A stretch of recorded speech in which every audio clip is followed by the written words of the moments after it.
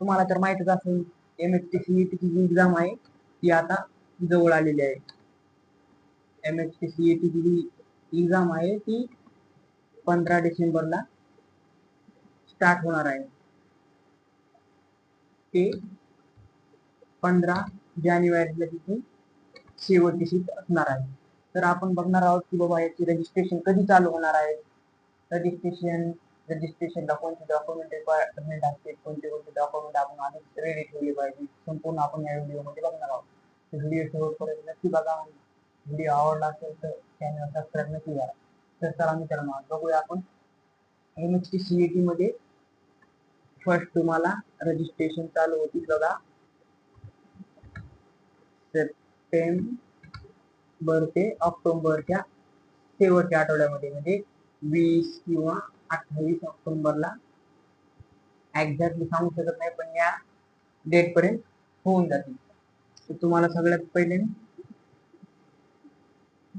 सोबत काय आपलं कोणते कोणते डॉक्युमेंट ठेवायला पाहिजे.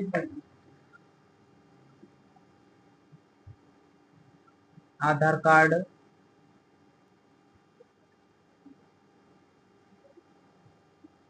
पासपोर्ट साइज फोटो,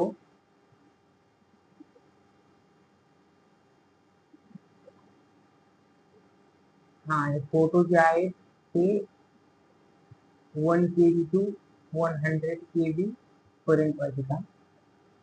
3 नंबर स्वतःची सिग्नेचर जी आहे ती एक ब्लॅक पेजवर काढून त्याचा फोटो ठेवायचा. नंतर तुम्हाला कास्ट सर्टिफिकेट जर तुम्ही EWS मध्ये असाल, SCBC, OBC, SC, ST जे पण असेल त्याचे कास्ट सर्टिफिकेट तुम्हाला काढून घ्यावं लागेल. कास्ट सर्टिफिकेट झाल्याच्या नंतर तुमचा जो 10th क्लास सनद आहे, सनद तुमचा डेट ऑफ बर्थ व्हेरिफिकेशन साठी लागते, त्यासाठी तुम्हाला सनद ठेवावी लागेल. सनद 10th क्लास मार्कशीट,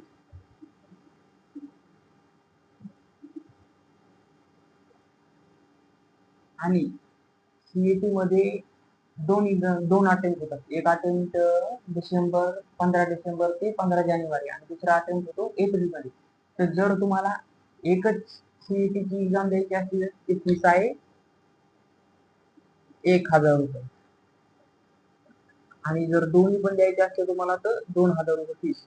तिथे सिलेक्ट करायला आपल्या मनावर तुम्हाला एक द्यायची किंवा दोन द्यायचे, तर तुम्ही सिलेक्ट तुमच्या मनाने करू शकता.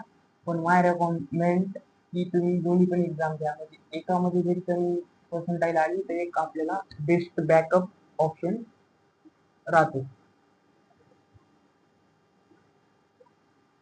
फीस पे केल्याच्या नंतर एवढे डॉक्युमेंट आणि फीस 1 ते 2000 रुपये लागेल तुम्हाला.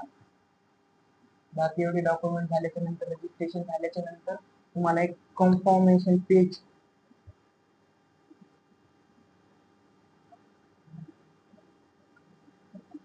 भेटते. त्यावर पासवर्ड आणि तुमची जीमेल आयडी असते ती व्यवस्थित ठेवा, कारण की त्यानंतर आपल्याला कॅप राऊंड साठी पण जीमेल आयडी लागते. तुम्हाला रिझल्ट बघायचा झाला तेव्हा पण तुम्हाला ती जीमेल आयडी आणि पासवर्ड लागते. त्यासाठी ती जीमेल आयडी आणि पासवर्ड तुम्ही तुमच्या फोन मध्ये फोटो काढून ठेवा किंवा सेव्ह करून ठेवा. धन्यवाद सर. All the best. तयारी करा, चांगली अभ्यास करा.